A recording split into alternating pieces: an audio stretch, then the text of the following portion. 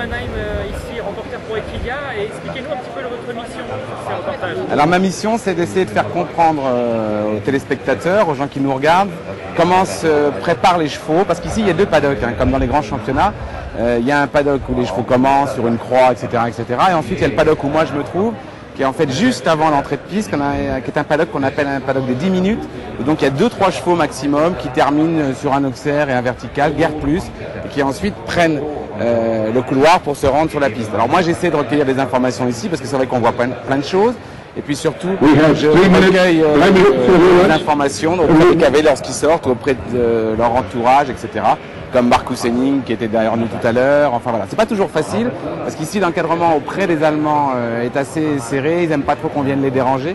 Mais en revanche, on peut très facilement voir quand même les Allemands, les Anglais, etc. Je crois que c'est assez interactif et que ça plaît bien aux gens de voir ce qui se passe avant. On est dans du sport, quoi, tout simplement.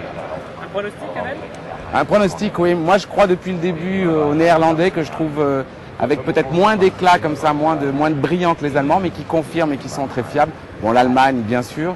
Mais il y a des nations, alors peut-être pas pour gagner, mais qui sont surprenantes, ce qui n'est pas bon pour la France d'ailleurs, mais comme l'Italie, le Portugal et l'Espagne, qui prouvent que ce sont des nations qui montent, voilà. Et puis la France, malheureusement, un tout petit peu décevante, ça